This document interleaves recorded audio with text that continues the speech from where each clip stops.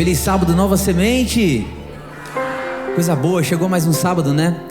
Eu já cheguei aqui na igreja conversando com o pessoal aqui do louvor, com a banda. E o Eliseu, que é nosso baixista, me lembrou de um verso muito especial que está lá no livro de Isaías. E nesse verso especial, Isaías vai se referir a Jesus como sendo algumas coisas, mas também o Pai da eternidade, colocando Ele acima de todas as coisas, porque a eternidade ela não se conta, é uma outra alternativa de contar de tempo. A gente não sabe o que é, ela não tem início, não tem fim, ela é constante e contínua. E isso dá uma sensação e uma noção do tamanho, do quanto esse Deus é gigante, grande, poderoso, né? E ao mesmo tempo a gente se sente pequeno, porque a gente olha pra gente e fala: nossa, quem sou eu diante disso tudo? A gente se encolhe na presença dele. Mas sendo um Deus amoroso também, se colocando como nosso Pai, no mesmo texto Ele nos chama para perto e se coloca como sendo nosso Pai. E então Ele faz um convite para mim e para você. E se você veio para cá nesse sábado, você já disse sim a esse convite. Então agora, em adoração a esse Deus, eu convido você a se levantar. E você que está na sua casa, se levante aí também diante de Deus. E nós vamos pedir junto dessa canção para que o céu se abra. E esse Deus que é nosso Pai e é Pai da eternidade, a gente vai convidar Ele para estar conosco durante todo esse culto. E o céu da sua casa também vai se abrir aí. E o Deus vai descer e a sua casa se tornará agora um altar, um templo de adoração e de oração.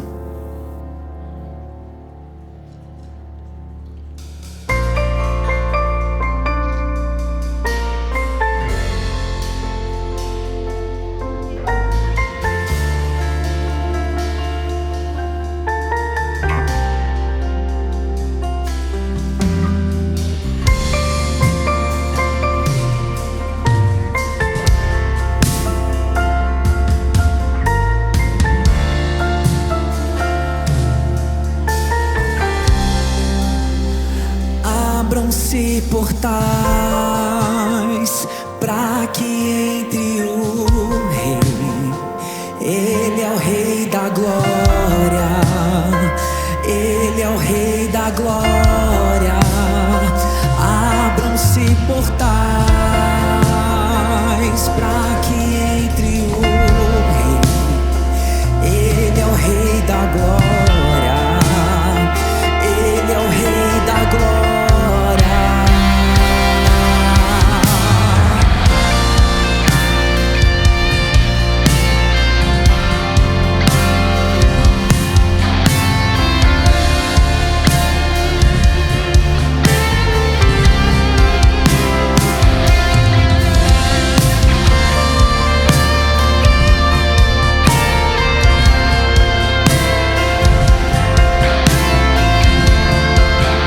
Vamos juntos chamar pela presença do Pai da eternidade. Abram-se portais para que entre o Rei. Ele é o Rei da glória. Ele é o Rei da glória. Abram-se portais para que entre o Rei. Ele é o Rei da glória. Ele é o Rei da glória.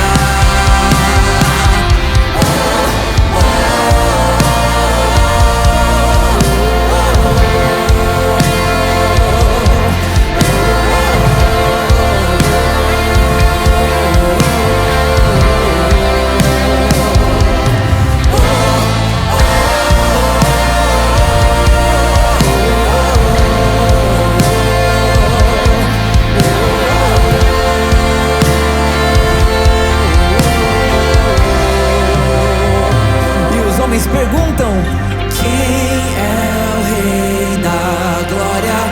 Quem é o Rei da glória? Quem é o Rei da glória? E as mulheres respondem assim: Quem é o Rei da glória? Quem é o Rei da glória? Quem é o Rei da glória? mais uma vez, Nova Semente, quem é o Rei da glória? Quem é o Rei da glória? Quem é o Rei da glória? Quem é o Rei da glória?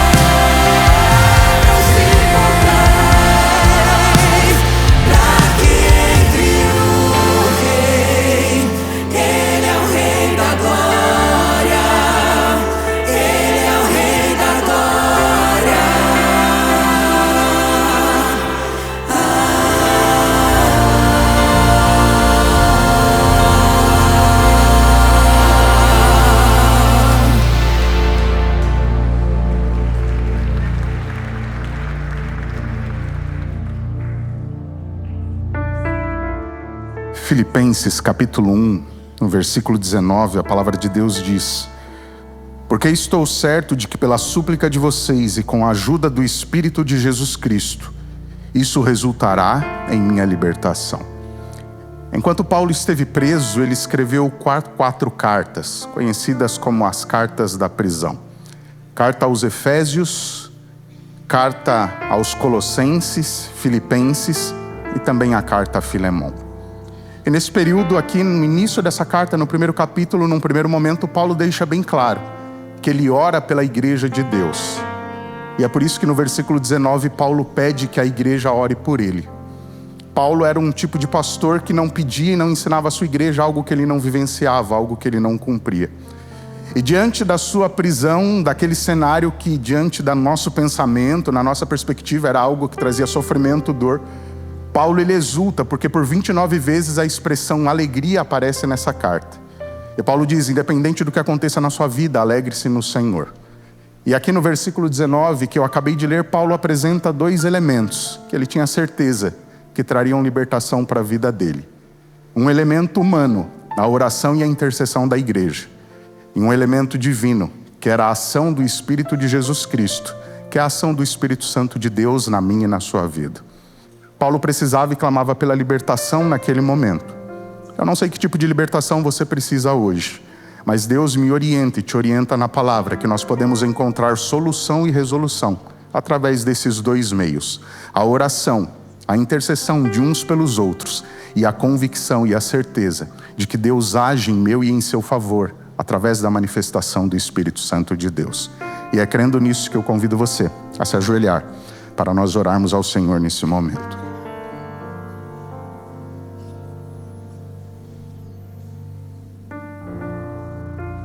Bom Deus e Pai, nós queremos mais uma vez louvar e agradecer ao Senhor pela oportunidade de estarmos aqui, na Tua casa de oração, na Tua igreja.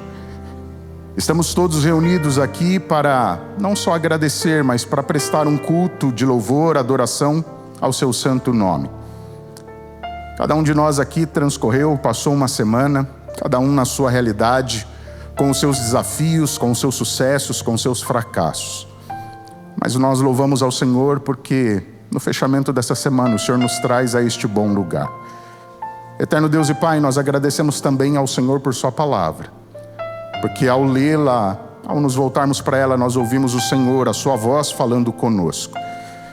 Deus eterno, cada um de nós aqui tem os seus desafios, as suas lutas, os seus embates, mas nós agradecemos ao Senhor porque ao olhar para a vida de Paulo, talvez o maior pregador que já existiu na face dessa terra, nós percebemos que em meio aos desafios que ele teve, Paulo era um homem que se alegrava no Senhor. E o motivo, a razão disso, era porque ele era um homem de oração. Um homem que cria no seu poder e tinha a convicção de que se fosse sua vontade, o Senhor traria e daria libertação para ele. Deus eterno, da mesma forma, nós carecemos de libertação em várias áreas e aspectos da nossa vida. E é por isso que nesse momento nós queremos entregar a nossa vida e tudo o que envolve a vida de cada um de nós aqui em Tuas mãos, valendo-nos do exemplo de Paulo, orando e crendo no agir poderoso do Teu Santo e bom Espírito. Mas, bom Deus e Pai, se a libertação não ocorrer agora, nesse momento, nós cremos como Paulo cria, que muito em breve, quando o Senhor voltar, tudo isso então vai cessar, será consumado. Seremos libertos de uma vez por todas do pecado e das suas consequências. Portanto, liberta-nos, nós oramos nesta manhã. Que o Seu Espírito continue se manifestando entre nós e que, através dos louvores e da exposição da Tua palavra, o Senhor fale ao nosso coração, para que sejamos transformados à Sua semelhança. Humildemente nós oramos em nome do nosso Senhor e Salvador, Cristo Jesus. Amém. Abram-se portais para que entre o Rei. Ele é o Rei da glória. Ele é o Rei da glória. Abram-se portais para que entre o Rei. Ele é o Rei da glória.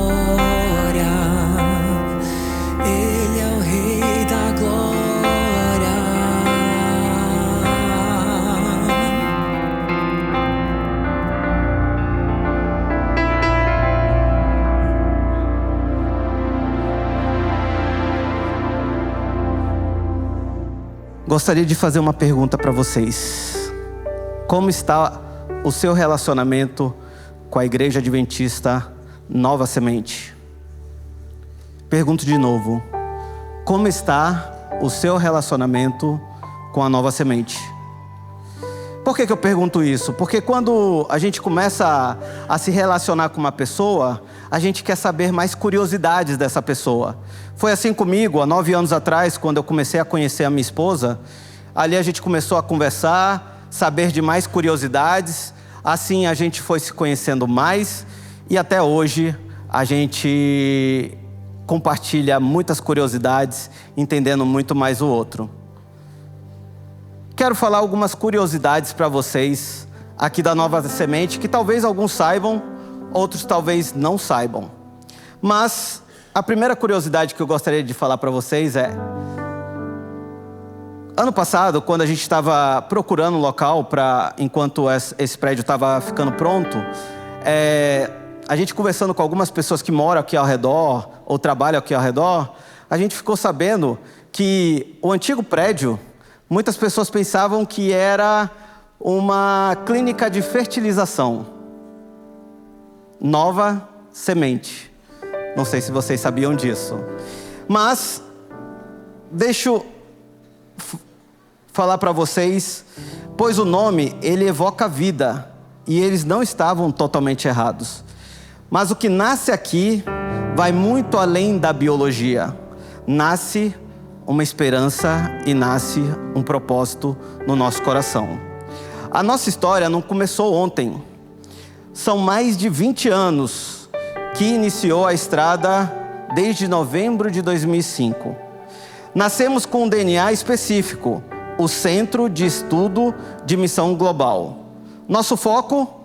Falar com quem o mundo religioso muitas vezes não sabe como acessar, que são pessoas seculares, pós-modernos e de diferentes culturas.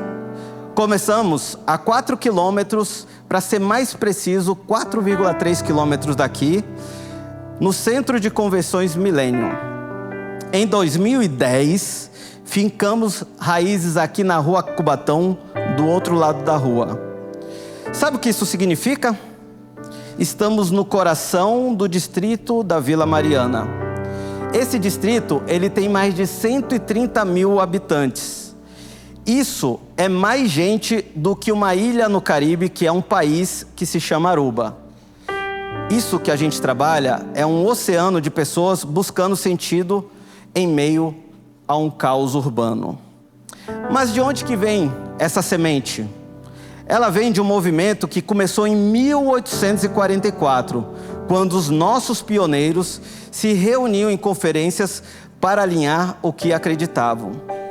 Mas só em 1860 que o nome Adventista do Sétimo Dia foi escolhido para carregar nossas maiores verdades, que são a volta de Cristo Jesus e a guarda de todos os 10 mandamentos.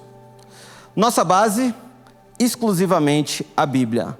Nosso motor, o anúncio de que Cristo está voltando para nos resgatar do pior que o pecado pode oferecer. Agora eu te pergunto, qual a sua relação com a Nova Semente? Amor? Neutralidade? Ou talvez você ainda esteja apenas observando? O nosso maior propósito não é apenas ser um prédio bonito aqui em Paraíso, mas é cumprir Mateus 28, de 18 a 20, que é gerar vida espiritual onde há o vazio do pecado. Mas para que essa semente continue a florescer em um solo tão desafiador como a nossa metrópole, precisamos de mais do que intenção. Precisamos de recursos. Investir financeiramente na Nova Semente não é uma doação para uma instituição. É um investimento direto na salvação de pessoas que talvez nunca entrasse em uma igreja, mas que aqui encontram um refúgio espiritual.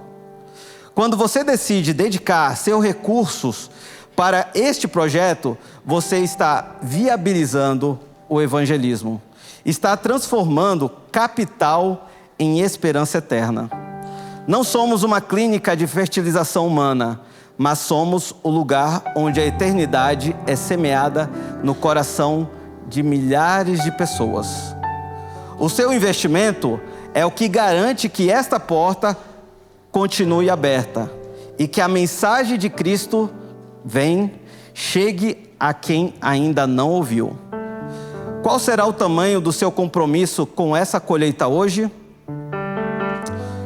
Você pode exercer sua gratidão através das salvas que os diáconos irão passar, ou pelo aplicativo ServeMe, que você pode acessar pelo QR Code, ou através do Pix, que é o que vocês estão vendo aqui no nosso telão, novasemente.ap@adventistas.org.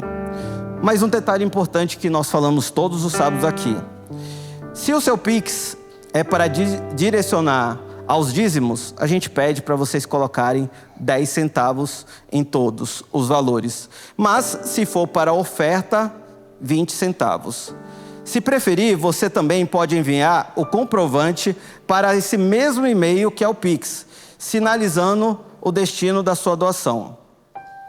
E para finalizar, eu gostaria de deixar essa frase para vocês. Adoração, ela é mais que um momento, ela é um estilo de vida.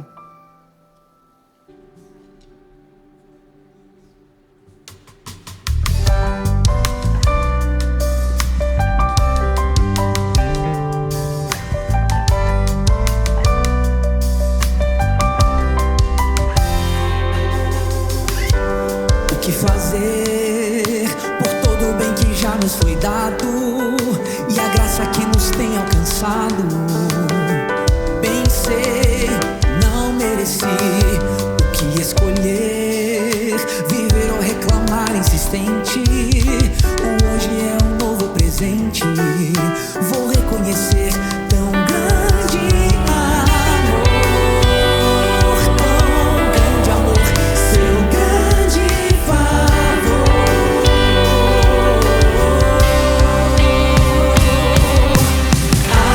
agradeço pela vida, pelo sol que a cada novo dia brilhar, pela mesa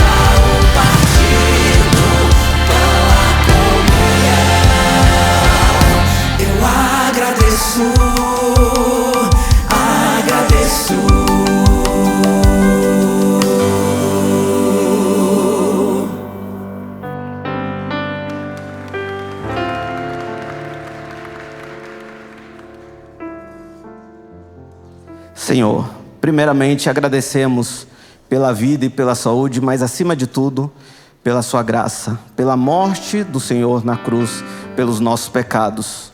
Agora queremos pedir que o Senhor nos utilize como instrumento em tuas mãos para cumprir o teu propósito aqui nessa igreja ou em qualquer lugar que estejamos, para que possamos levar que o Senhor está vindo, está muito perto de acontecer.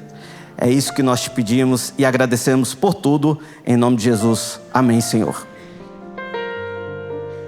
Amém. Como eu não canso de dizer para vocês, eu amo muito estar aqui.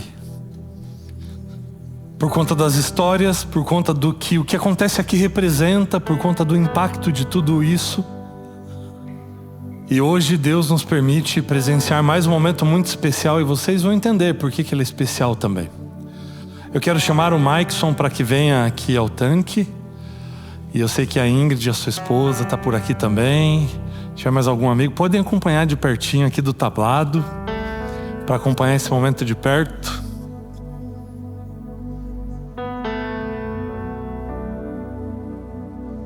E a história do Maikson, ela toca muitos de nós. E às vezes a gente não tem dimensão de como Deus usa, de como Deus faz as coisas. De maneira que eu queria chamar a atenção hoje, porque o fato de o Maikson estar aqui é a junção de muitas peças e de muitos fatores que às vezes a gente tem como normal, mas isso é para a gente entender o papel que essa igreja cumpre. Tem gente que está aqui atrás do palco, que quase não aparece. Quando aparece no palco é quando as luzes estão apagadas muitas vezes, mas cuidam para que tudo aconteça de maneira perfeita no nosso programa. Existem pessoas que estão em pé aí nas câmeras. Tem gente que está naquela salinha atrás daquele vidro. Acende a luz aí da mídia. Eu quero olhar para vocês aí agora. Isso, olha lá, ó. Tá vendo aquele pessoal que está lá? Eles muitas vezes, na maioria das vezes, eles não aparecem. Mas por que eu estou dizendo isso? Porque se o Maikson está aqui hoje é por conta da união dos esforços de todos nós aqui. De todos vocês. E cada sábado que a gente vai, tanto aqui atrás quanto lá na mídia, e ora, Senhor, usa-nos como instrumentos. É sobre isso que a gente está falando. Porque na história do Maikson, ele cresceu na igreja católica, mas em algum momento da sua vida conheceu a Ingrid. E a Ingrid é adventista, e assim, através da sua esposa, ele começou a ter contato com a igreja adventista. Mas nesse contexto veio a pandemia. Na pandemia todo mundo em casa.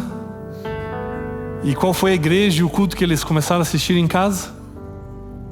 Foi o culto aqui da Nova Semente. Então eu quero pedir licença para o Maikson, porque o batismo dele testemunha a respeito disso, de como o seu trabalho é valioso. Como o trabalho de cada voluntário dessa igreja é valioso, é precioso. E às vezes a gente faz e não tem ideia do que Deus tem feito. É porque nem todas as pessoas que são alcançadas pela Nova Semente têm condições de vir até São Paulo e de serem batizados aqui. O Maikson e a Ingrid, com seus filhos, eles moram em Passos, no sul de Minas Gerais. E vieram para cá porque tem planos também de estudarem aqui em São Paulo, de fazerem especializações aqui.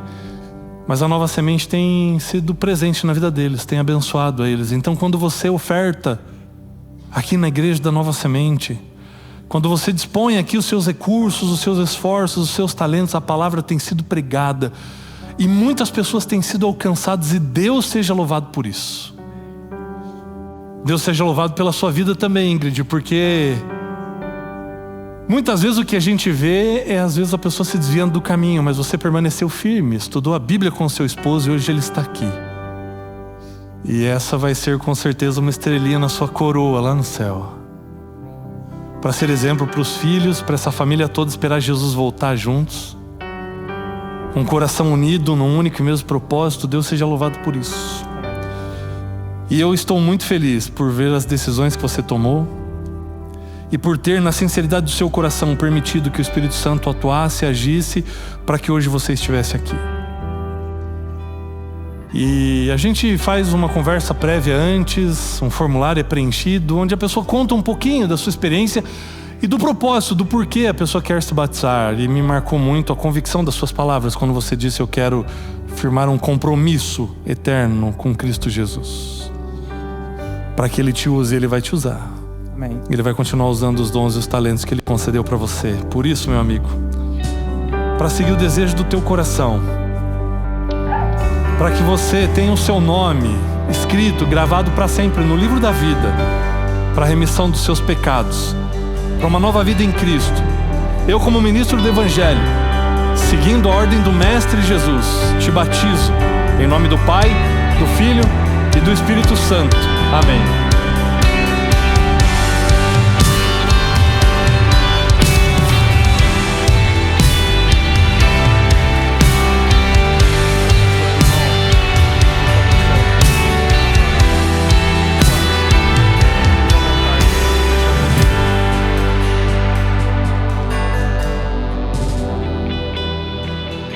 É aqui que tudo vale a pena. E é por isso que eu decidi entregar minha vida a esse ministério, porque quando a gente serve a Deus, a gente não faz algo passageiro, algo pensando somente nessa vida, mas a gente constrói para a eternidade. E quem sabe esse é o ano da tua decisão, do teu momento.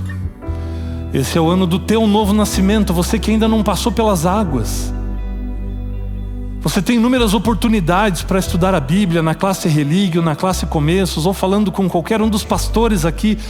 Nós queremos estudar a Bíblia com você, para que você conheça essa verdade profundamente, essa verdade que é libertadora, que é transformadora, que é restauradora.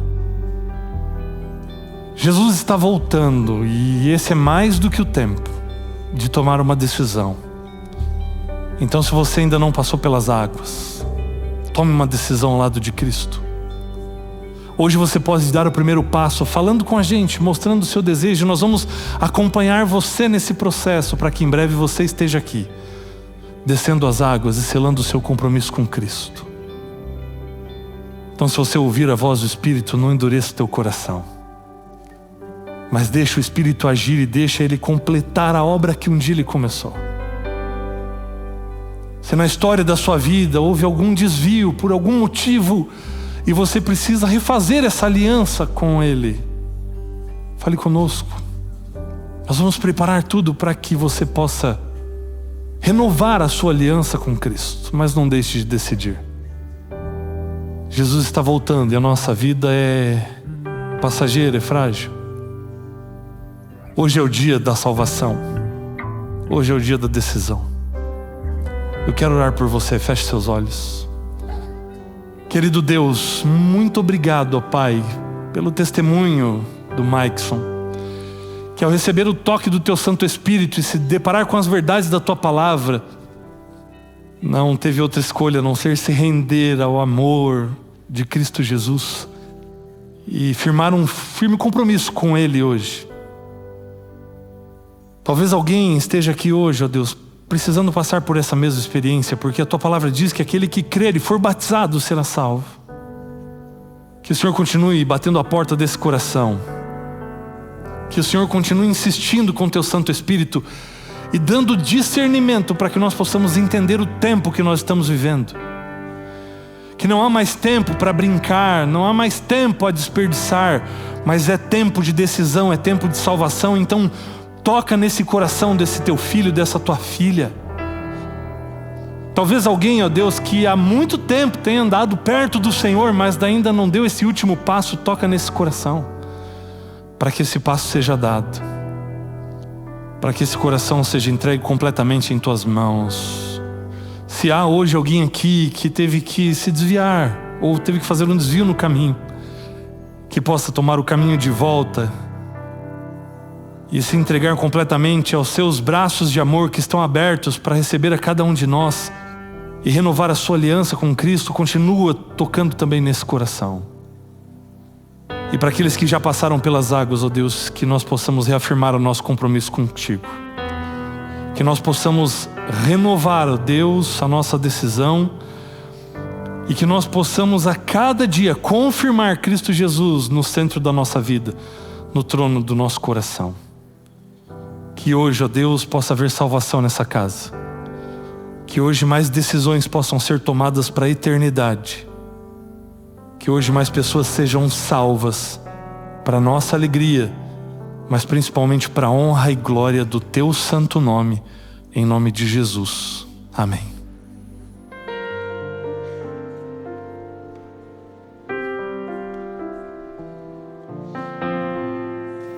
Eu cheguei na igreja hoje aqui, falei de um verso que eu conversei com Eliseu logo cedo, mas fui abençoado também por uma outra pessoa, pela irmã Noêmia, que está frequentando a Nova Semente aqui tem 2 meses. Ela me abraçou, né, irmã Noêmia? Está ali no fundo ali.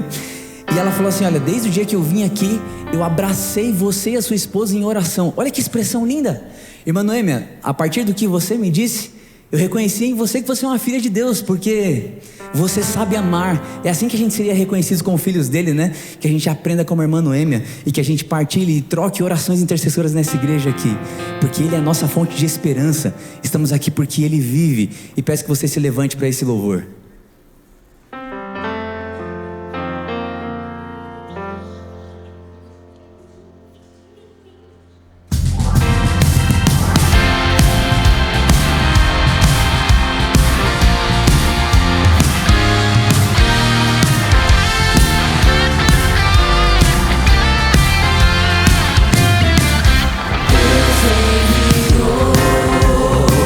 Ser filho amado.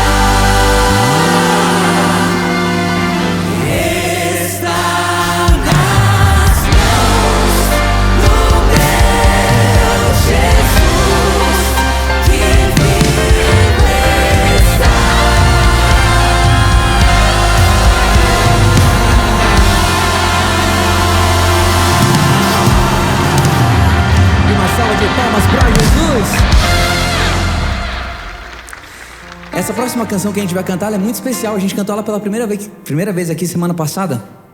E a gente quis colocar ela de novo no repertório dessa semana para reforçar, pra gente aprender a música, né? Mas é interessante como algumas coisas vão acontecendo e as músicas e os louvores vão ganhando outros contornos em nossa vida. Essa música fala sobre a libertação que temos nele, que é capaz de fazer todas as coisas. Ela vai reconhecer tudo que ele é capaz de fazer, pelo que aprendemos dele na palavra que ele nos deixou. E ela fala sobre livramento, de que Deus pode te dar escape e livramento na sua vida. E essa semana uma pessoa muito amada por nós teve um livramento, que é o nosso baterista, o Guima, que está aqui. Salve de palmas pro Guima, tá ali. Teve um livramento muito grande. A gente passou um dia de louvor e adoração tocando em um evento da igreja. No final do dia, voltando para casa, ele sofreu um acidente, um grave acidente, com perda total dos 2 carros. Um acidente muito, muito assustador ali. Quando eu vi as fotos, me assustei. E nenhum dos 2 saíram machucados. Louvado seja Deus por isso. Os bens materiais a gente recupera, dá um jeito, mas a vida foi preservada, e foi preservada porque Deus tem um plano na sua vida, Guima. Na sua família. Você é uma bênção nessa igreja. Você é uma bênção na minha vida. E você tem muito a fazer pelo reino de Deus. Então que Deus seja louvado pela sua vida. E em agradecimento a Deus a isso, eu convido você a cantar esse refrão junto com a gente pro Guima, assim, ó. Deus já tem um caminho aberto pelas águas, faz romper muitas fontes em meio ao deserto. Haverá nuvens que trazem chuvas de bênçãos. Ouça a voz, Deus te dá escape e livramento. Louvado seja Deus pela sua vida, porque se você teve livramento, a gente também teve, porque você é uma bênção na nossa vida. Louvado seja Deus por isso. Escape.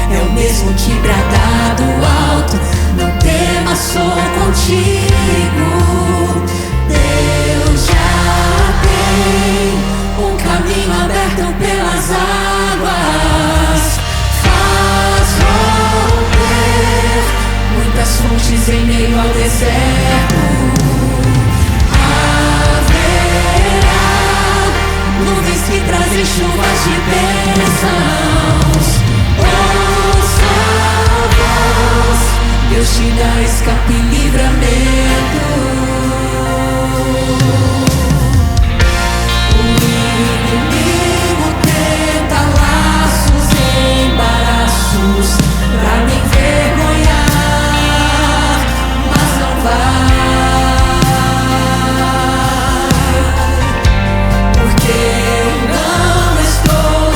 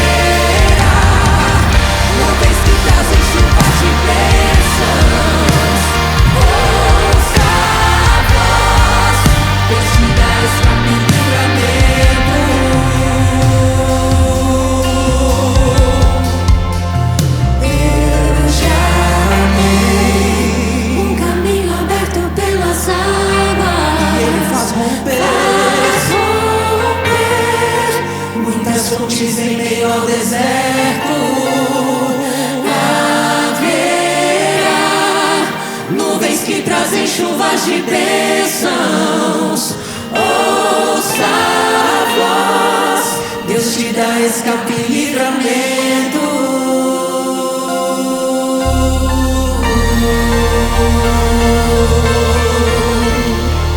E quem ouviu a voz do Pai pode aplaudir aí. Louvado seja Deus. Nesse mesmo dia de culto de louvor que nós passamos e que eu comentei com vocês, foi um dia muito especial. Alguns dos adolescentes aqui da Nova Semente estavam lá. Foi um culto especial para adolescentes adventistas, estudantes da escola adventista. E o dia todo, a temática do dia foi identidade. Foi falando a respeito de quem nós somos, a quem nós pertencemos, e a gente de fato viver essa identidade que nos foi dada através dele. E enquanto a gente falava para aqueles adolescentes, a gente ia aprendendo no processo, né? Porque nós temos vivido o sonho de Deus para a nossa vida, de verdade. A gente se diz adventista, nós nos dizemos filhos de Deus, dizemos que somos salvos por Ele. Mas quantas vezes na nossa semana o nosso braço é curto para abençoar alguém que precisa de ajuda? Quantas orações nós fizemos na semana por um irmão nosso que está passando por alguma coisa? Quantas orações nós fizemos na semana? Quanto tempo nós passamos envolvidos com a palavra para que Ele fale conosco? Que música nós escutamos? O que mais tomou o nosso tempo na semana? Nós de fato temos vivido a identidade que Deus nos deu. E enquanto a gente falava sobre identidade e pertencimento, nós falávamos também junto com outros palestrantes de que o mal muitas vezes tenta nos descaracterizar através de coisas que nos acontecem, e a gente vai ficando traumatizado, machucado pelo processo. É um familiar que a gente ama, que está doente, é uma dificuldade financeira, são coisas que vão tirando da gente a nossa identidade. Mas quem nós somos precisa estar antes e acima de todas essas coisas.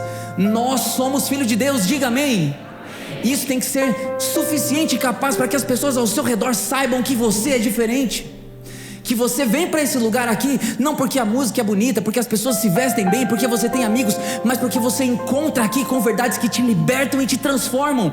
E se te transformam, as pessoas que você convive precisam perceber em você a diferença e a mudança, porque se não percebem, se está tudo igual, alguma coisa não está encaixando nesse quebra-cabeça. A música que cantaremos agora fala a respeito de uma mulher com a vida destruída, escolhas erradas, coisas que aconteceram com ela. Ela encontra a fonte de água viva, como você já encontrou. Ela aceita, Jesus se oferece para ela, sacia a sede dela, e ele fala para ela: olha, guarda esse segredo, não fala para ninguém. Ele sabia que ela diria. Ela não consegue ficar calada. Ela volta para a cidade e diz para todo mundo que ela foi salva, e as pessoas tanto veem nela a diferença que elas vão até Jesus depois. Ela foi transformada e salva. Aqui tem um tanto de gente com sede e que precisa beber dessa fonte da água da vida para ser de fato nova criatura. E pelo poder de Deus eu acredito e faço essa oração: Senhor, nos preencha, que nós saímos daqui transformados por essa água que é o Senhor mesmo, em nome de Jesus, amém.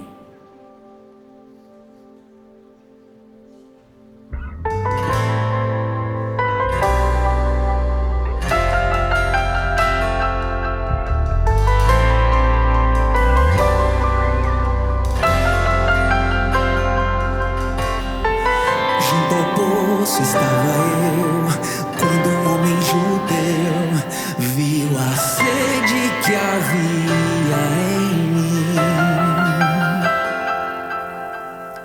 Sem me ouvir, conheceu e me ofereceu uma água que jorra sem fim. Dá-me de beber, pois tenho sede.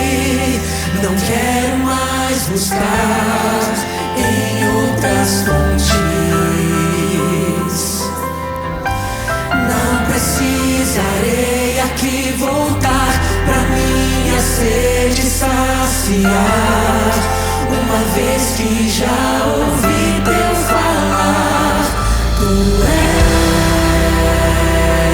és por quem a minha alma esperou, fonte da vida que me encontrou. dom de Deus, o Messias, o meu Salvador.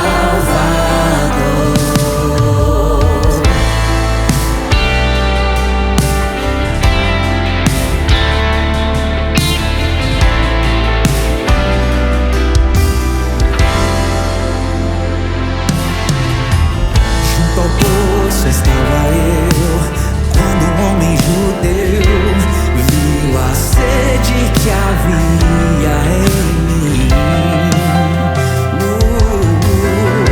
Sem ouvir, me conheceu e me ofereceu uma água que jorra sem fim. Ei, Nova Semente, então peça isso pra ele. Dá-me de beber, pois tenho sede. Não quero mais buscar em outras fontes. Não precisarei aqui voltar pra minha sede saciar, uma vez que já ouvi teu falar. Tu és por quem a minha alma esperou, a fonte da vida que me encontrou. És o dom de Deus, o Messias, o meu Salvador. Tu és por quem a minha alma esperou, a fonte da vida que me encontrou. És o dom de Deus, o Messias, o meu Salvador. Quero beber do teu rio, Senhor. Sacia minha sede, lava o meu interior. Eu quero fluir em tuas águas. Eu quero beber da tua fonte, fonte de águas vivas. Eu quero beber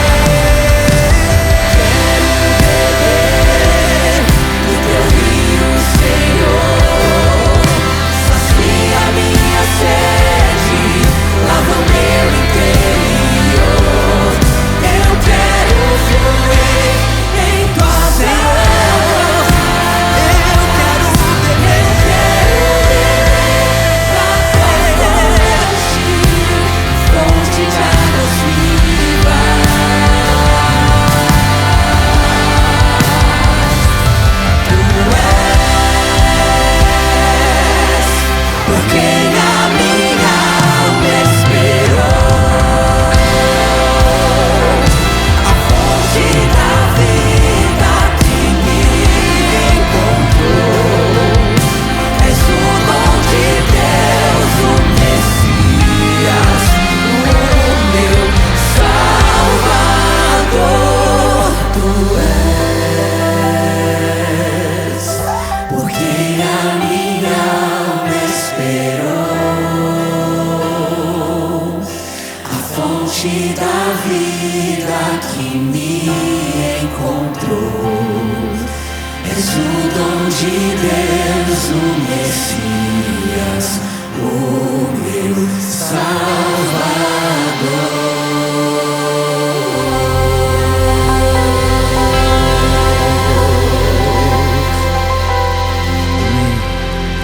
Amém. Absolutamente nada pode te afastar dele, nem você mesmo. Se você disser: Senhor, eu te aceito em minha vida, sacia a sede do meu coração, nada jamais se separará do amor do Pai que está em Cristo Jesus. Amém? Tu és por quem a minha alma esperou, a fonte da vida. Ele é o dom de Deus. És és o dom de Deus.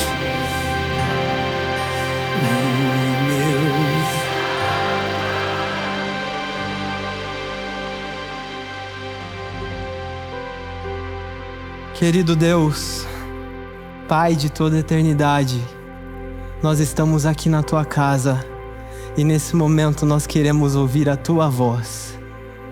Senhor, que nessa hora o Senhor entre aqui, que nessa hora o Senhor mude tudo, que o Senhor mude todos, que o Senhor nos tome por completo e que o Senhor não deixe que nada e nem ninguém nos atrapalhe de escutar nitidamente a Tua voz, Senhor. Eu te peço, usa-me, fale através de mim e que cada um que está aqui na Tua casa possa te sentir, te tocar. Por favor, que nessa hora o Senhor esteja presente aqui entre nós. Tudo isso nós te pedimos e te agradecemos em nome e por amor de Jesus. Amém.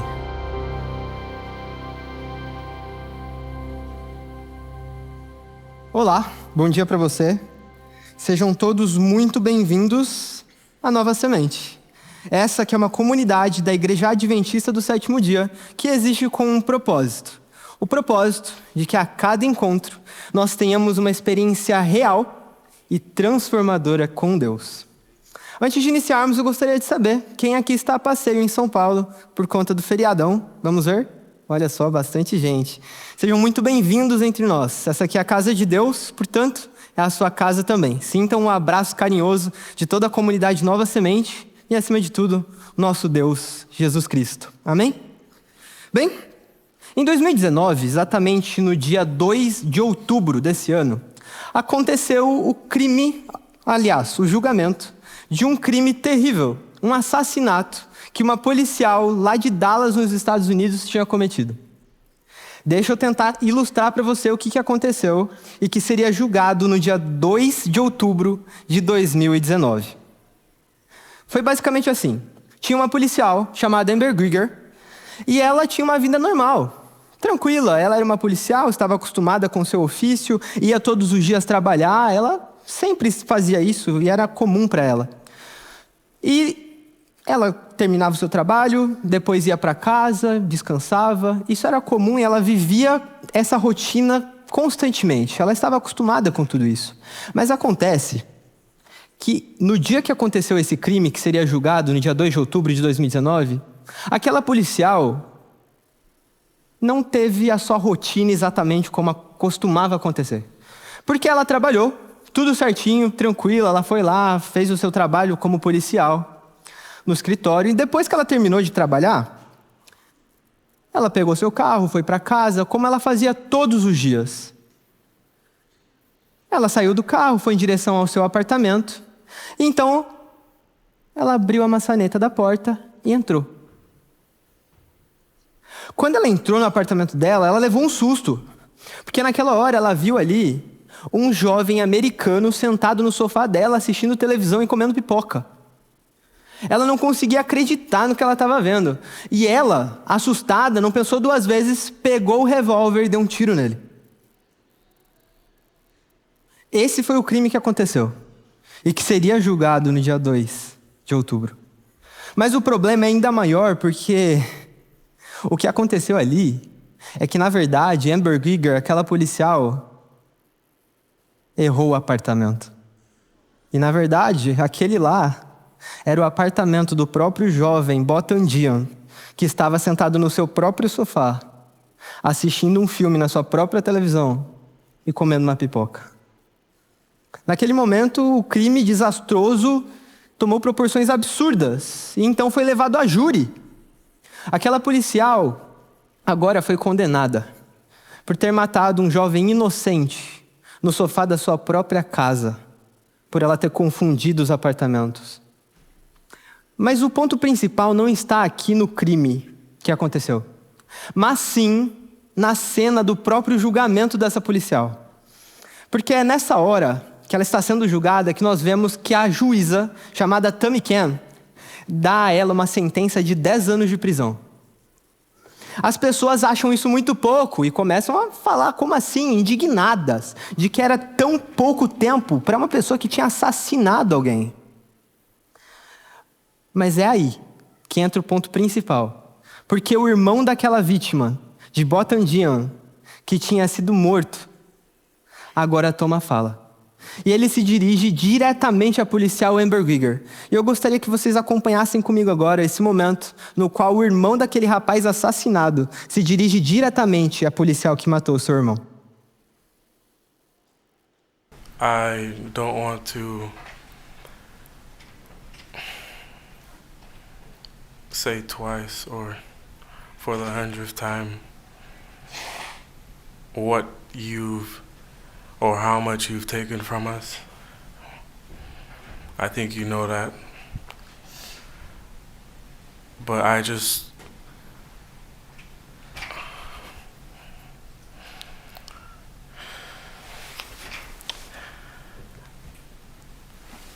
hope you go to God with all the guilt,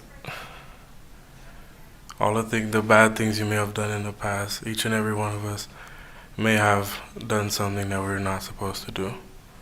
If you truly are sorry, I know I can speak for myself. I forgive you. And I know if you go to God and ask Him, He will forgive you.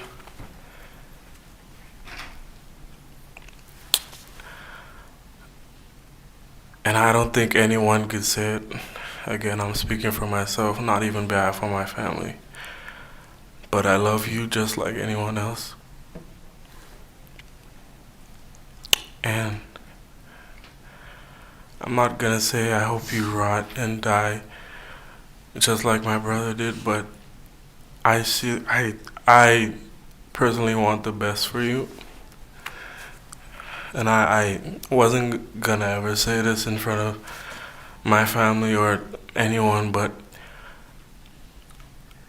I don't even want you to go to jail. I want the best for you.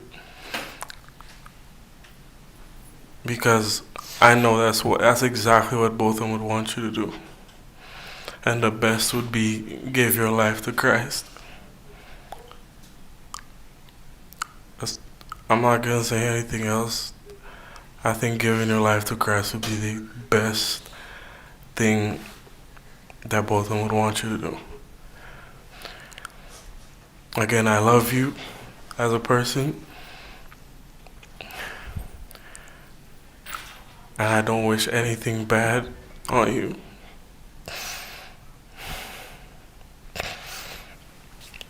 I don't know if this is possible, but can I give her a hug, please? Please? Yes.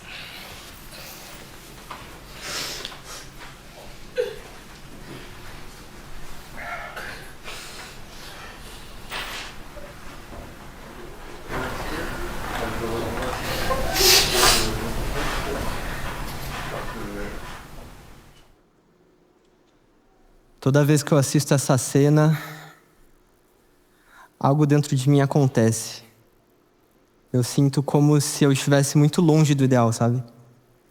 Porque às vezes pessoas me machucam e fazem muito menos do que o que essa policial fez com o irmão dele, com toda a sua família, e eu tenho dificuldade de perdoar. Eu tenho dificuldade de estender o perdão e olhar para aquela pessoa com amor, sabe? A gente viu aqui agora, gente, uma cena inimaginável. Se coloque no lugar de Brent, esse jovem. No lugar de alguém que perdeu o próprio irmão para aquela pessoa que está sentada diante dele, sendo julgada. Mas Brent, diferente do que se imagina, diferente do que na maioria das vezes a gente poderia acreditar que pudesse acontecer, ele simplesmente olha para ela, para aquela policial que tinha matado seu irmão na casa dele e diz: eu amo você. Eu não quero que nada de ruim aconteça com você. Tudo o que eu e o meu irmão gostaríamos é que você entregasse a sua vida a Cristo. Sabe, eu nem sei se isso é possível, mas será que eu posso dar um abraço nela? Será que você, no lugar dele, conseguiria estender um perdão como esse? Um perdão tão grandioso, tão inimaginável e ao mesmo tempo impraticável na maioria das vezes? Você teria condição de fazer como o Brent fez? E olhar nos olhos daquela pessoa que te machucou, te fez mal, e dizer assim: eu amo você. Eu quero te ver no céu, independente do que você tenha feito.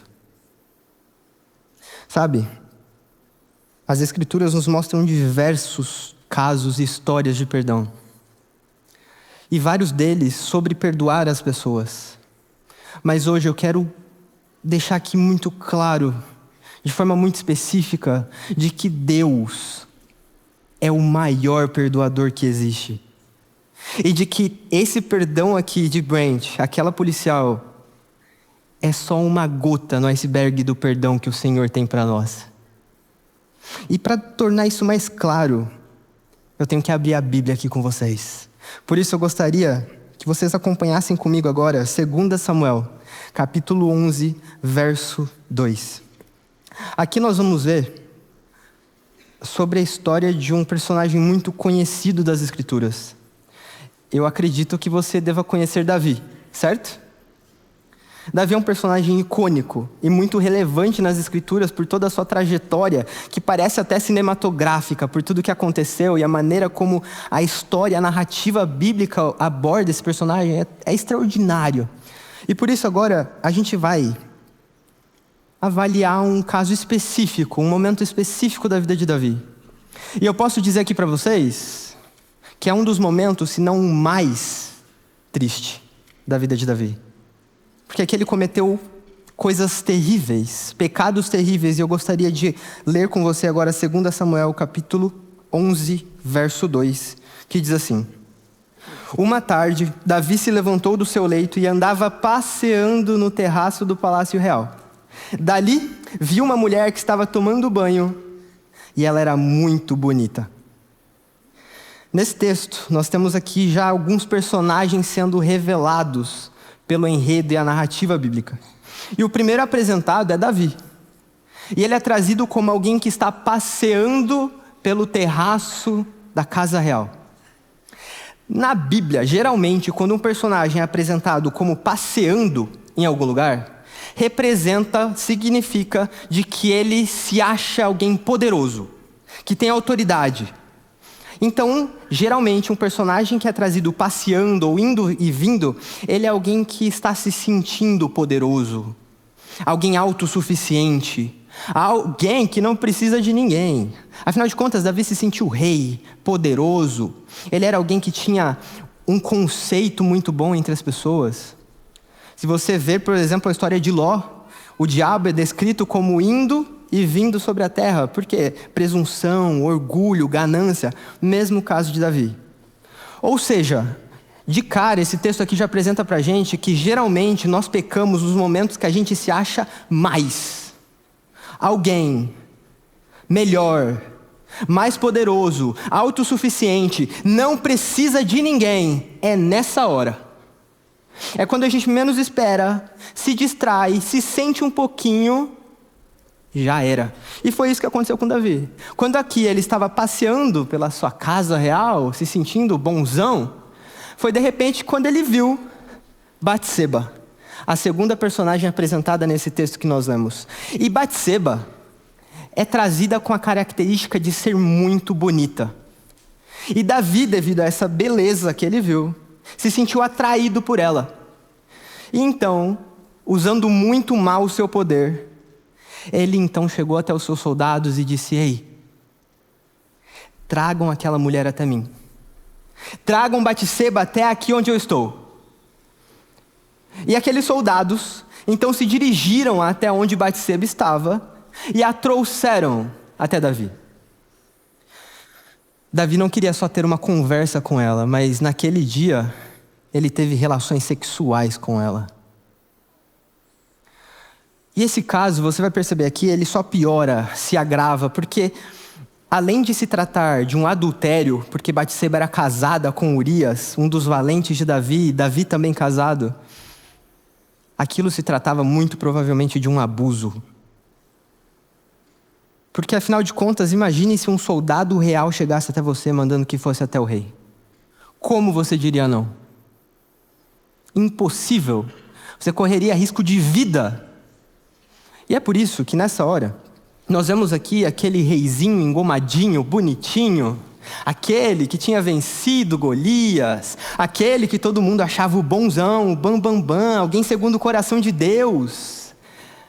Agora esse daí, esse reizinho engomadinho que estava sempre bonitinho, era um adúltero, abusador. Mas não para aí, porque geralmente o pecado é assim, ele vai tomando algumas proporções cada vez piores, e no caso de Davi não foi diferente. Ele cometeu o pecado e a princípio ele achou que estava tudo bem. Ele fez algo que quis fazer, pecou, mas tudo bem, ninguém vai saber, ninguém vai descobrir, está tudo certo. Mas foi quando ele menos esperava que chegou uma mensagem para ele. No seu iPhone 21 Pro Max. Ele pegou o iPhone 21 Pro Max dele lá, pá. Aí mensagem de Batseba. Ué, como assim? O que essa mulher está querendo comigo? Ele abriu a mensagem. Aí a mensagem era simples, clara e objetiva. Davi, tô grávida.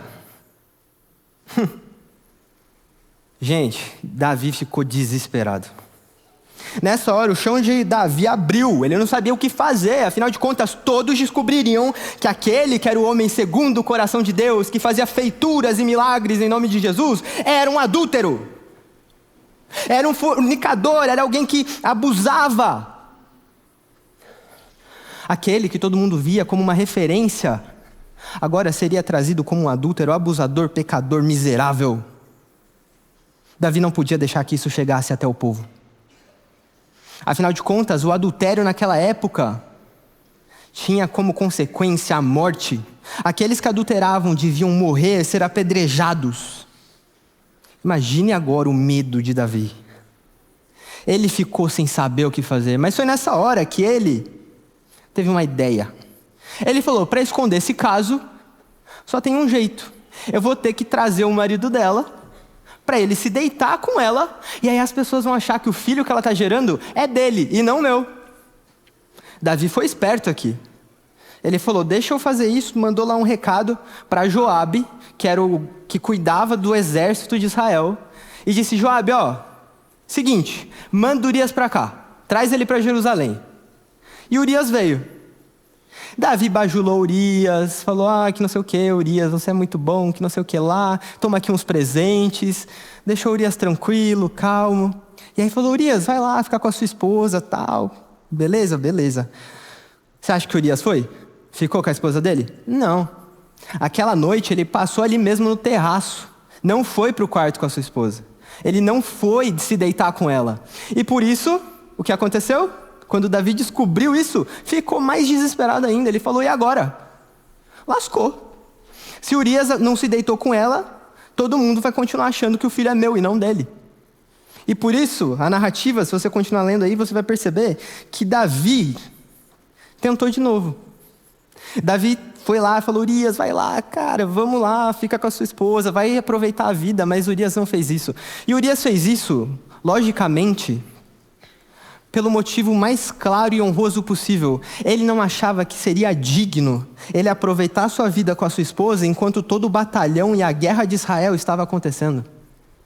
Ele não achava que seria honroso que ele aproveitasse a noite com a sua mulher enquanto o seu exército, os seus soldados estavam em guerra, morrendo.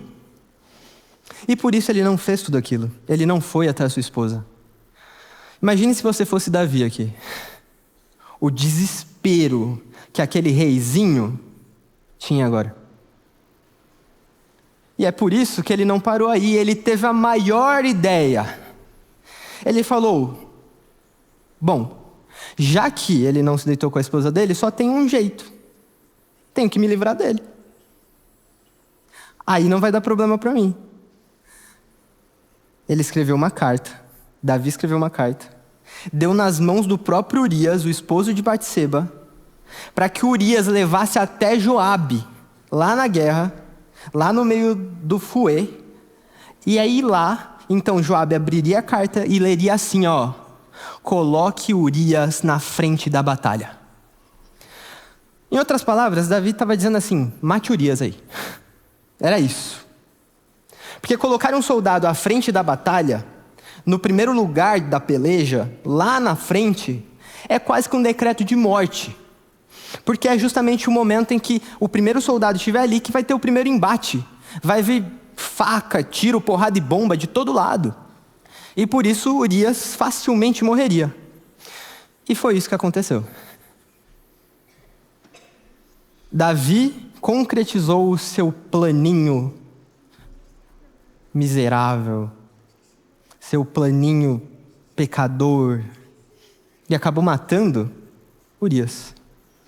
Por isso, olha, a gente está falando agora de um rei de Israel, de um governante que fez grandes coisas diante de Deus e dos homens, mas que em determinado momento se tornou um abusador, um adúltero, mas pior do que isso, um assassino. O que Davi fez naquele dia era simplesmente o assassinato do esposo daquela mulher. E sabe, o ponto sobre o qual nós podemos nos deter agora é o seguinte: Davi não começou assassinando Urias. Ele começou desejando Batseba. Ele começou tendo relações com Batseba. Depois ele foi tentado e fez isso enganando Urias para que ele viesse até o palácio para se deitar com a sua esposa. E quando ele menos esperava, ele já tinha arquitetado todo o plano para assassinar aquele homem. Sabe por que isso acontece? Porque o pecado é assim. Um pecado leva ao outro. Uma coisa leva a outra. E quando você menos espera, você chega ao fundo do poço. É ou não é assim? O pecado é uma miséria. A gente pensa que não dá bola para ele, mas daqui a pouco ele toma a gente por completo, de forma que parece que é impossível sair. Parece que a gente foi tão longe e não dá mais para voltar. Davi, ao fazer tudo isso que nós lemos e vimos aqui, ele chegou ao fundo do poço. E talvez eu esteja falando aqui hoje para alguém que está no fundo do poço também. Alguém que tenha ido longe demais. Alguém que tenha pecados terríveis, que talvez ainda nem foram descobertos, mas estão encobertos. Talvez eu esteja falando aqui para pessoas que pecam constantemente, já não sabem mais o que fazer, e assim como Davi, chegaram ao fundo do poço. Mas sabe o que eu tenho para te dizer aqui hoje, em nome de Jesus? É de que eu creio num Deus que é especialista em tirar pessoas do fundo do poço. Eu creio num Deus de que, independente do seu pecado, de quem você seja, de onde você vem e do quão longe você tenha ido, Ele tem poder para te salvar. Ele tem graça, misericórdia, perdão, que não tem que ver com quem nós somos, mas com quem Ele é e com a misericórdia que atua em nós através da graça. É poder, é misericórdia e é dom gratuito de Deus. Ele é especialista. Se você está no fundo do poço, calma. Ele tem poder.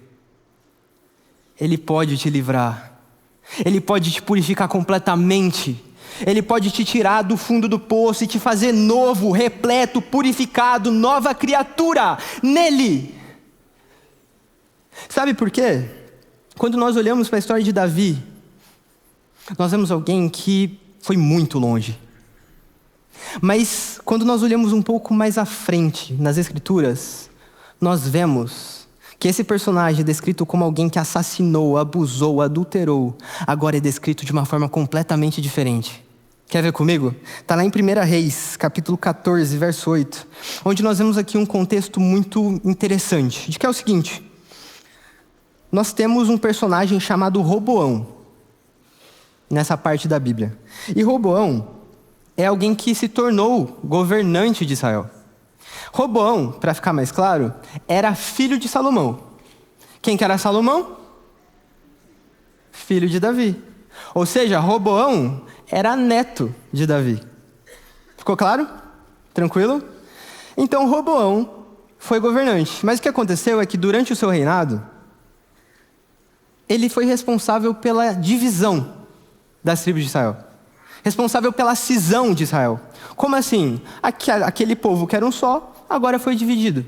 E aí virou tribos do norte, reino do norte, e as tribos do sul, o reino do sul. E aí, o que acontece é que Jeroboão ficou responsável por essas tribos do norte. Deus concedeu a ele o poder e a autoridade para governar sobre as tribos do norte. Mas o que nós vamos ler agora é de um momento único desse personagem, Jeroboão, que se tornou governante sobre todo esse território de Israel.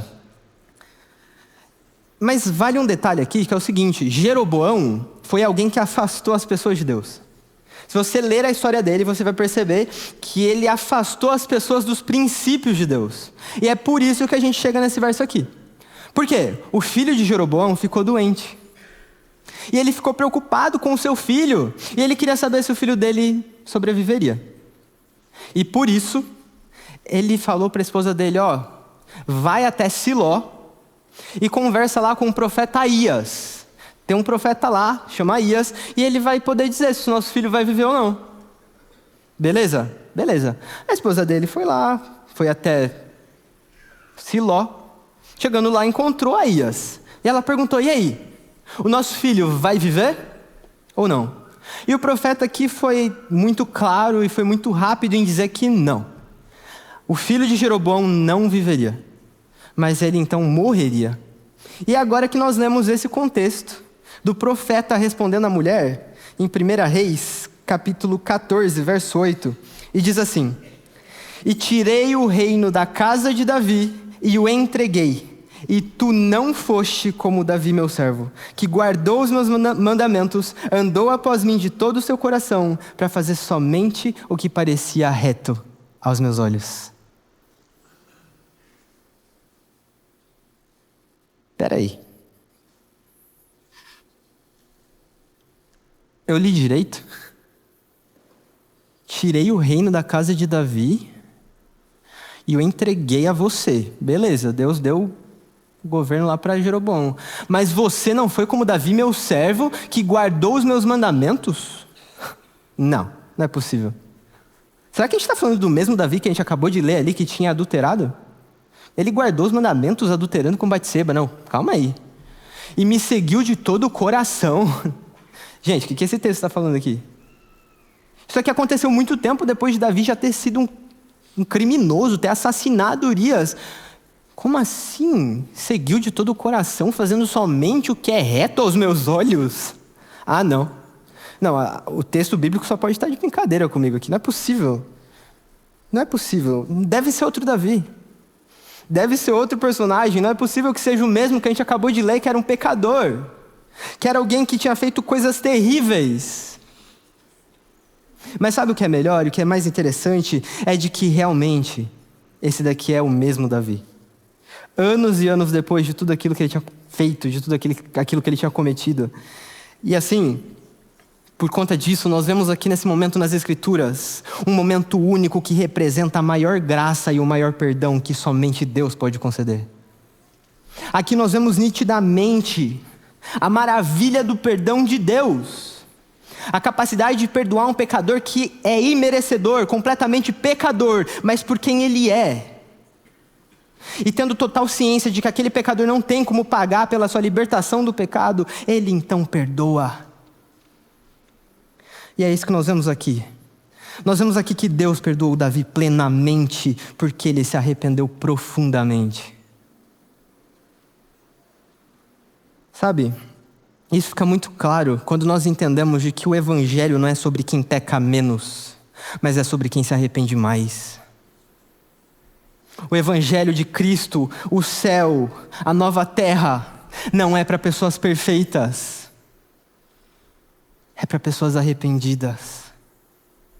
É para pessoas que entenderam que em si não há solução. Pessoas que entenderam que em si não há poder, não há salvação, não tem para onde ir, mas que ao olhar para Cristo, elas se encontram com a verdadeira fonte da vida. Elas se encontram com o real sentido da existência e com a única e real salvação que existe nos céus e na terra. O Evangelho é para você e para mim. Para pessoas que erram, pessoas que pecam, podem chegar ao fundo do poço. Mas hoje a palavra, através da história de Davi, nos lembra de que não importa quem nós somos, até onde fomos. Se nós nos arrependermos genuinamente, como Davi fez, nós podemos ser completamente perdoados, completamente restaurados, purificados, cheios, repletos do Espírito Santo. E para tornar isso mais claro, eu gostaria de te contar uma pequena história de um médico escocês. Ele era doutor, muito renomado em sua área. Era alguém muito especialista, conhecido. As pessoas gostavam muito dele, principalmente porque ele tinha um espírito muito bom. Ele era alguém muito caridoso, muito piedoso, muito amoroso. Era um médico preocupado com seus pacientes. E assim, por conta de tanto amor que ele tinha, alguns dos seus pacientes que vinham até ele não tinham condição de pagar as consultas. Eles não tinham condição para pagar os exames. Mas aquele médico, ele era tão bom, tão caridoso, que ele perdoava as dívidas daqueles pacientes. Afinal de contas, eles eram muito pobres para pagar, eles não tinham como pagar. E é por isso que ele os perdoava. Mas acontece que, infelizmente, aquele médico faleceu. E ele deixou tudo para trás. Seus documentos, prontuários, todas essas dívidas no seu escritório.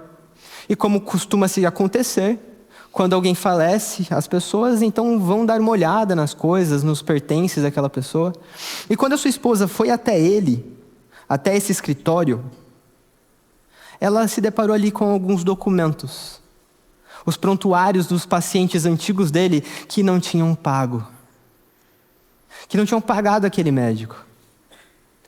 Mas o problema é que aquela mulher, ela tinha um espírito muito diferente daquele médico.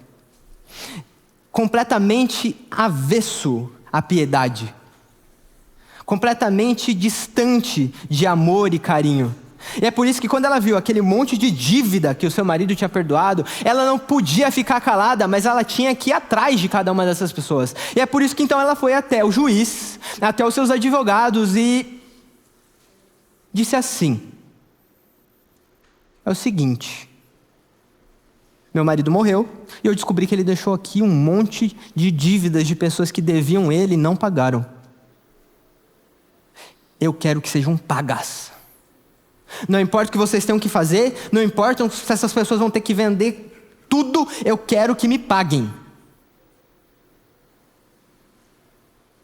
Aí o juiz, muito calmo, tranquilo, olhou para a esposa desse médico falecido e fez uma pergunta simples. Ele pegou os documentos que ela levou até ele e perguntou assim: esses dizeres escritos a tinta vermelha, bem aqui, são do seu marido? Ela olhou para ele e disse: são. São sim do meu marido. E aí, a resposta dele foi maravilhosa e foi simples assim: então não há tribunal na terra que possa obrigar os perdoados a pagarem-lhe, porque o teu marido escreveu perdoado. Aquele que precisava ser pago, aquele que as pessoas deviam, escreveu está perdoado. É muito pobre para pagar. Então não existe tribunal na terra que possa fazer com que essas pessoas que foram perdoadas precisem pagar. Porque aquele que manda já disse que perdoou. Aquele que já fez tudo já disse que perdoou. Esse médico aqui deixou bem claro um perdão que não tem que ver com quem deve, mas com quem perdoa. Quem deve não tem condição de pagar, é somente por isso que é perdão. O perdão é para pessoas imerecedoras, pessoas que não merecem serem perdoadas. E esse médico entendeu isso. Ele representou aqui um perdão que nós recebemos. Um perdão de que eu acredito de que Deus escreveu sobre o teu nome. Perdoado, limpo, purificado. Você não tem condição de pagar e por isso eu te perdoo. Em meu nome e em meu sangue. E sabe o que isso significa para nós aqui hoje? Isso significa de que não importa a largura, o comprimento, a profundidade do seu pecado, Deus tem poder para te perdoar.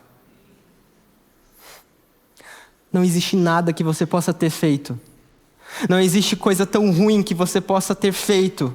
Não existe lugar que você tenha ido que tenha sido tão longe que o Senhor e a sua graça e o seu Espírito não possam te alcançar. Por favor, entenda de uma vez por todas de que o Senhor tem poder suficiente para agir na tua vida hoje. Para te libertar completamente, te purificar, te limpar, tirar todo o seu pecado, toda a sua culpa, toda a sua angústia. Você crê num Deus de milagres. Você crê num Deus que purifica. Um Deus que é puro, limpo, santo. Mas que acima de tudo, acima de qualquer coisa, Ele é amor. E por ser amor, Ele morreu por você. Por te amar, não importa o quão longe você vá, Ele quer e vai te alcançar. Mas você precisa querer. Você precisa deixar. Deus tem poder suficiente para te perdoar completamente, assim como Ele fez com Davi. E isso só é possível porque não se trata de quem nós somos, mas sim de quem Ele é. Não importa o que nós fizemos, mas o que Ele fez por nós. Importa a graça que superabundou na cruz do Calvário por você. Importa o amor que Ele tem por você, independente de quem você seja e do quão longe você tenha ido. Essa história nos lembra de que só é perdão porque a gente não tem dinheiro suficiente para pagar por ele. Só é perdão porque nós somos muito pobres para pagar. E indo para o fechamento aqui, eu não poderia terminar sem apelar ao seu coração para que você viva como um perdoado. Porque não basta nós sermos perdoados, mas nós temos que viver como perdoados. E isso implica sair da zona de conforto. Isso nos leva a uma decisão de perdoar aqueles que nos fizeram o mal. Uma vez que nós recebemos a graça, nós temos que derramá-la, gente. Tem que ser uma graça que me toma de um jeito, que transborda e toma as pessoas ao nosso redor, como aconteceu com Brent Dean, ao perdoar aquela policial completamente imerecedora. É sobre uma graça que te alcançou, é você entender completamente, genuinamente o pecado que atuou em você e a graça que te perdoou desse pecado, de que agora você não quer mais que essa pureza, essa libertação, esse perdão fiquem só para você, mas você quer externalizar. O perdão é um chamado a levar Cristo através do amor, através da capacidade de olhar nos olhos daquela pessoa que te machucou, acabou com você, te humilhou, te zombou, se irou contra você, te traiu. É com essa pessoa que essa graça e esse perdão tem que atuar através de você.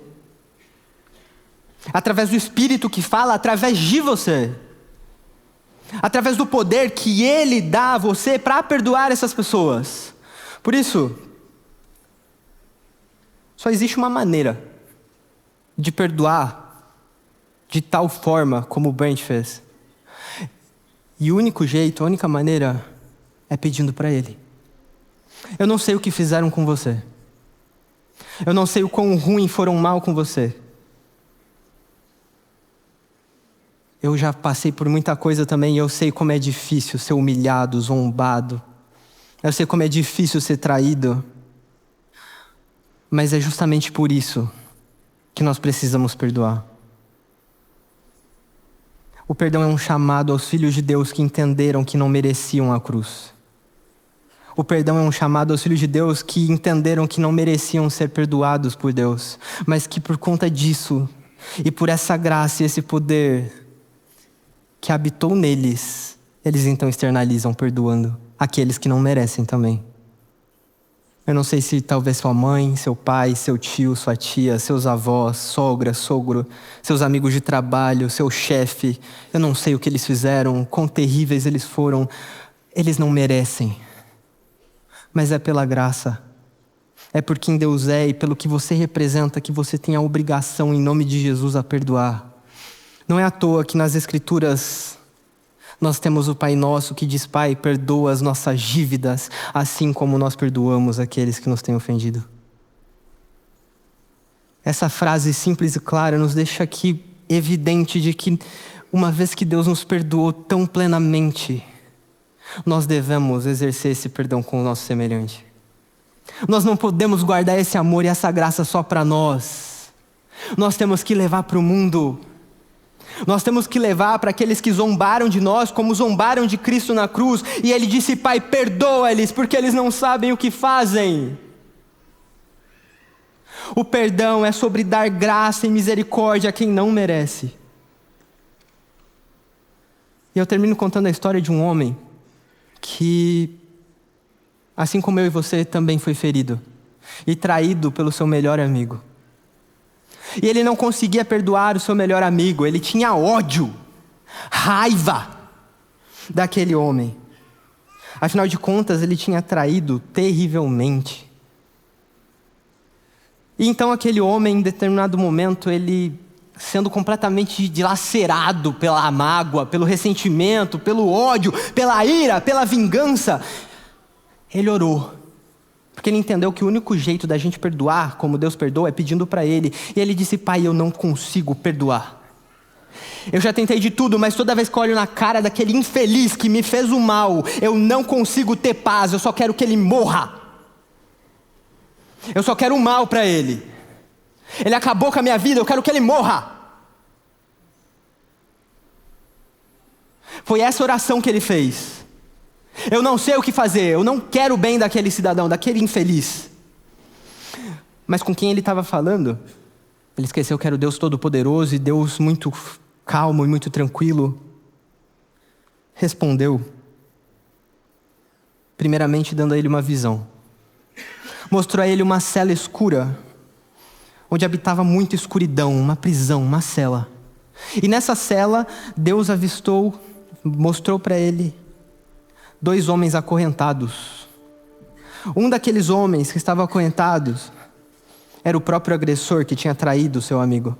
E o outro era esse mesmo que estava orando, dizendo que tinha muito ódio daquele lá. E foi quando Deus mostrou para ele essa cena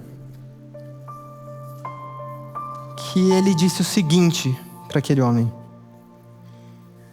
Abre aspas para a citação de Deus. Enquanto você não o perdoar, você estará acorrentado a ele. O seu ódio é uma arma contra ele. É uma corrente que mantém vocês dois no mesmo calabouço. O perdão não é dizer que o que ele fez foi certo. O perdão é a chave de Deus, que Ele coloca na sua mão para que você saia da cela. Perdoar é entender que, embora a dívida dele seja grande demais, a conta que Deus pagou por você, que eu paguei por você na cruz, foi infinitamente maior. Sabe, o seu Pai do céu deseja intensamente que a sua vida seja mudada. Ele quer perdoar você. Mas além disso, Ele quer te dar poder para perdoar quem te machucou. A graça ela só faz sentido quando ela não só domina a gente, mas quem está ao nosso redor. Por isso, nesse momento, enquanto nós vamos cantar aqui esse último louvor,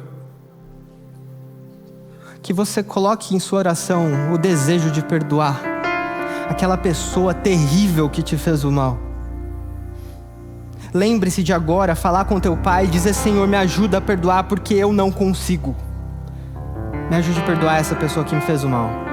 O segundo perdão que eu quero que você fale aqui, externalize para Deus, é o perdão que Ele te dá. Aceite hoje o perdão que Ele te dá.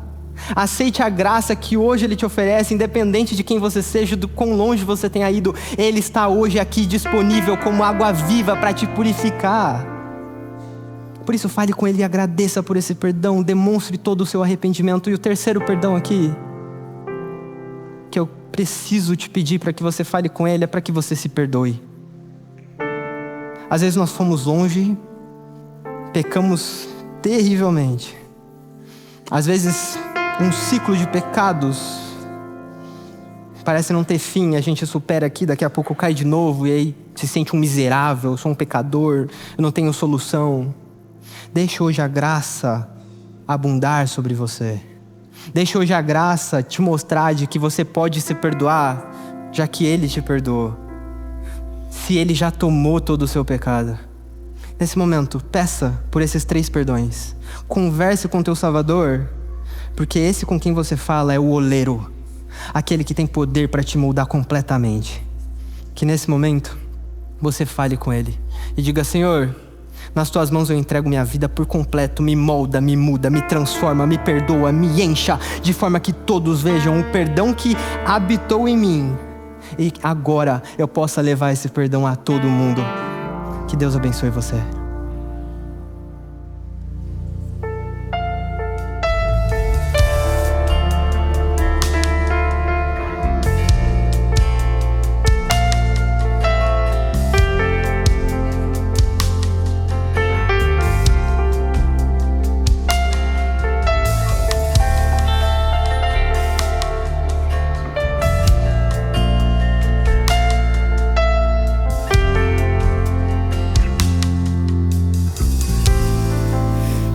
Tuas mãos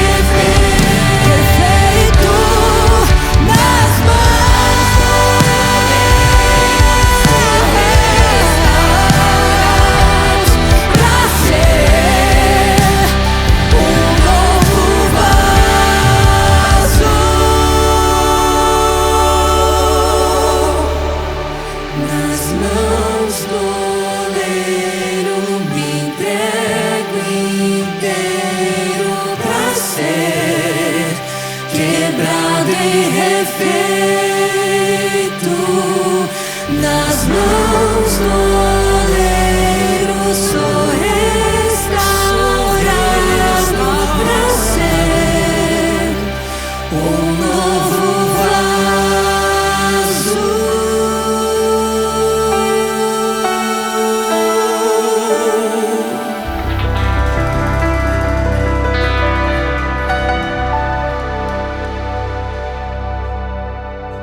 Querido Pai de amor, Deus de toda a eternidade, Príncipe da paz, nesse momento nós estamos aqui na Tua casa e nós entendemos o porquê o Senhor nos trouxe aqui.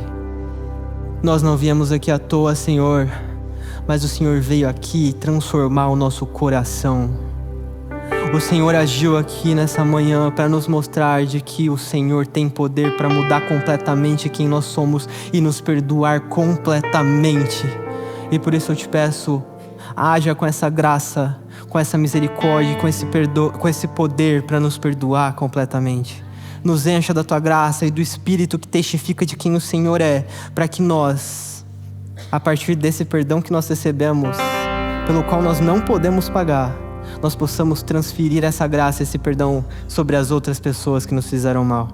E acima de tudo, e além de tudo isso, nos ajude a perdoarmos a nós mesmos, Senhor. Que nós possamos viver como perdoados todos os dias. Te peço que o Senhor nos liberte do nosso pecado, nos encha da Tua graça, nos ilumine com Teu poder. E que nesse sábado nós possamos ser completamente inundados pela Tua presença. Tudo isso nós te pedimos e te agradecemos. Em nome e por amor daquele que morreu por nós, Jesus. Amém. Esta é a Nova Semente, uma experiência real e transformadora com Deus.